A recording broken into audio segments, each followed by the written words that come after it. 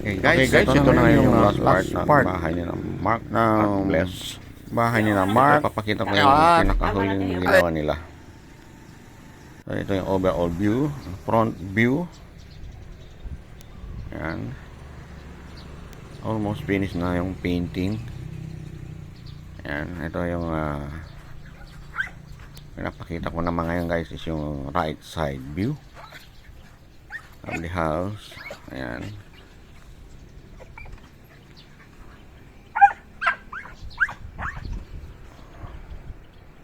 Ayan guys, right side view. Ito yung lanay. Almost painted na siya. At ito yung kanyang likuran. Ayan guys, yung likuran niya. Ayan.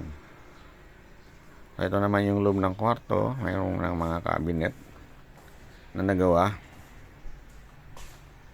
Ayan. Wala pang mga bintana. Ayan, yung mga built-in cabinet sa mga kwarto. Yung sala. Open pa lang. Wala pang mga bintana.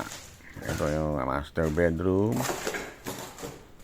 Ito naman yung bath and toilet sa master bedroom.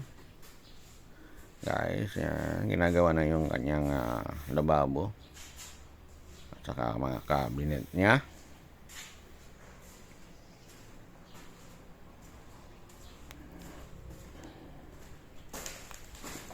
Okay, punta naman tayo dito. Ito yung dining area. Ito yung kitchen. And almost finished na rin. Yan yung mga cabinet. Ito yung stock room.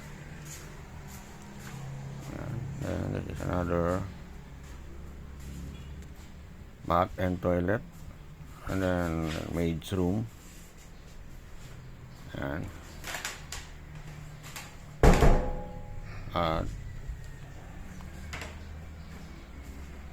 dito naman yung dirty kitchen niya. Ayan guys, dirty kitchen. Okay, so ito yung sala. Ayan, may naglalagay na ng bintana this time. Ayan. So ang bintana pala nito guys is awning windows. Ayan, na-install na nila ang mga bintana. Ayan, na-assemble na.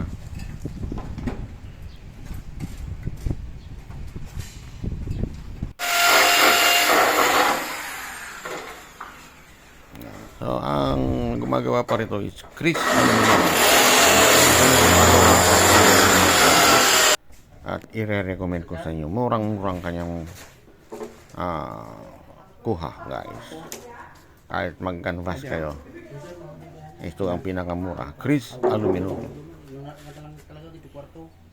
Located sila dito sa Panikita. Sa Panikita Tarlac. Magaling gumawa, malinis gumawa, at mura pa. Bakit naman, ayan si Chris. Okay. Yan, ito yung ginagambit na awning window. Yan yung manager, Chris.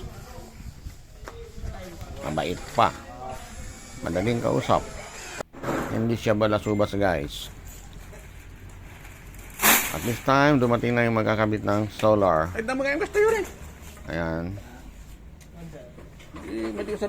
Okay, so kung gusto nyong magpakabit din ng solar energy sa mga bahay nyo, napakamura rin itong group na ito. Kontakin lang ninyo ako. At sa ganun may re-recommend po kayo. Murang-mura guys. Kahit nasa kanino kayo mag-canvas, pinakamababa sila. Okay. Ito naman ay dito sa Tarlac din. Lalayo pa kayo kung taga Tarlac lang kayo. Ito na. Ito. Ito yung mga panel nilalagay. Yan ang lalaki. 600 watts per panel yan. Bali 16 panels yan. Guys. 16 panels.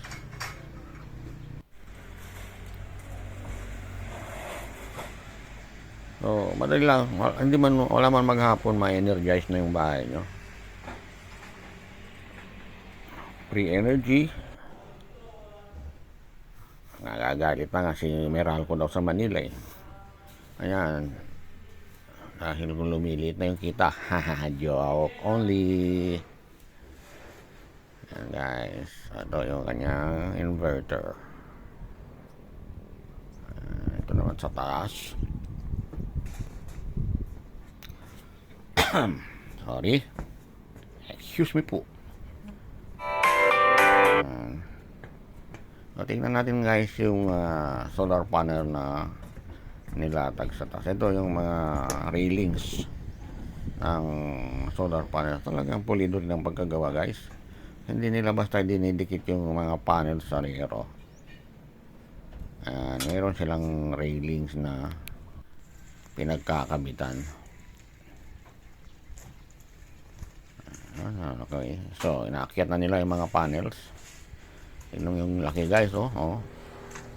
Matangkad pa sa isang tao. Matangkad na yan, mga 5'8" na yung taong yan, oh.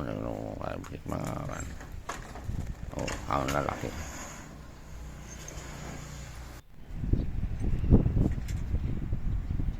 Yan guys. Eto na yung mga panel na ilatag na guys, ang dami.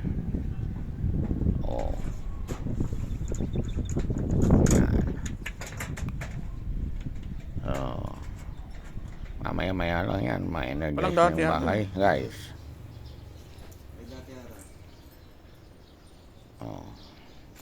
Ito naman yung ginawa kong improvise water pump. Since ito guys, ginawa ko to walang tangke. Ayan, nilalagay na yung inverter dito sa ating solar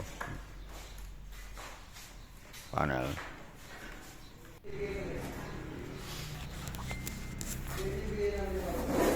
Ayan, okay, na-finalize na yung ating ito naman ngayon guys yung mga nagkakabit na aircon. Split type aircon ang ginamit dito. Ayan guys, nalalagyan na yung mga kwarto na aircon. Ayan sa taas. Ito yung mga motor ng aircon. 10 feet. Uy, pa-picture pa si sir.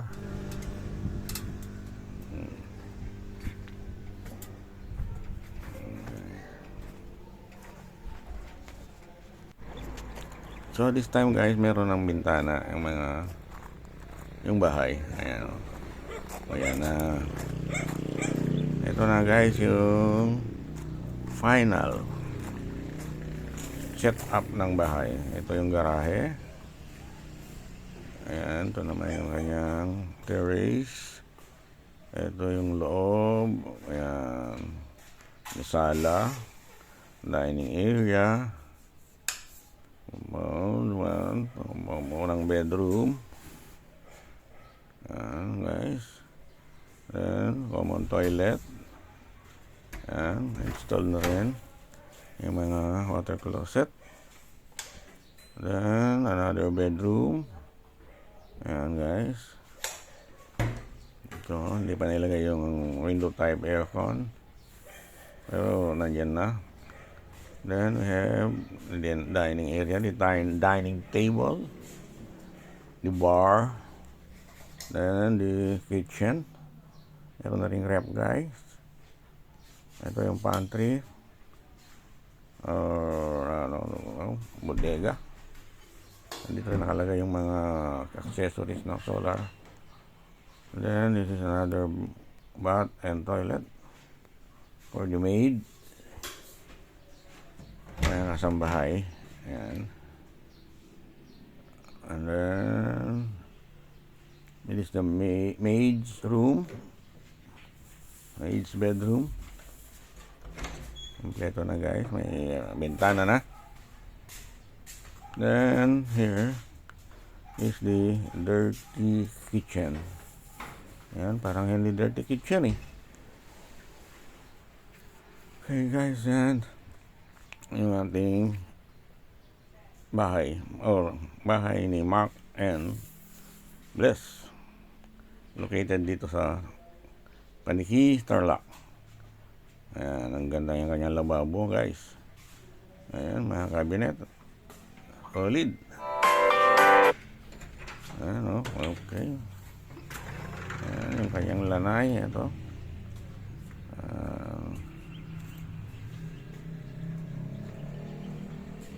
Ang presko dito guys dahil kabukiran.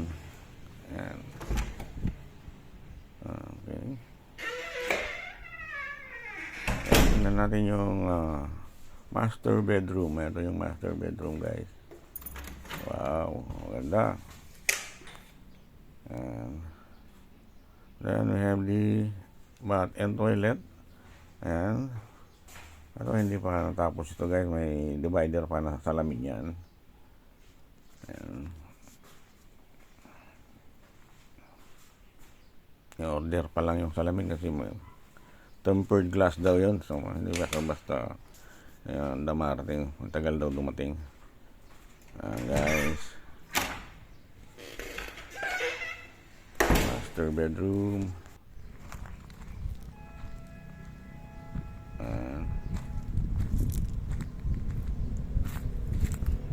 And at night, ito ang itsura ng bahay guys paggabi. Ayan. Ang front view niya.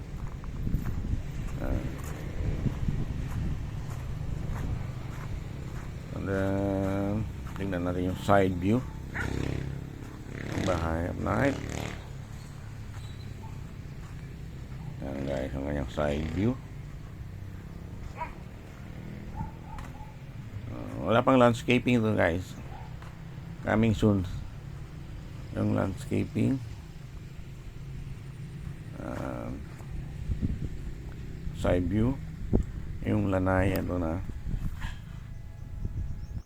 guys.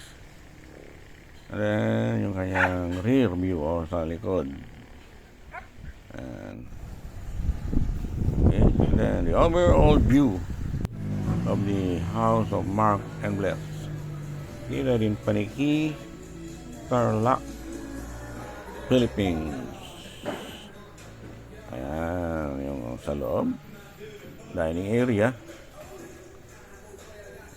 Busy sila naglilinis guys. Balik tayo sa sala o living room. Thank you for watching.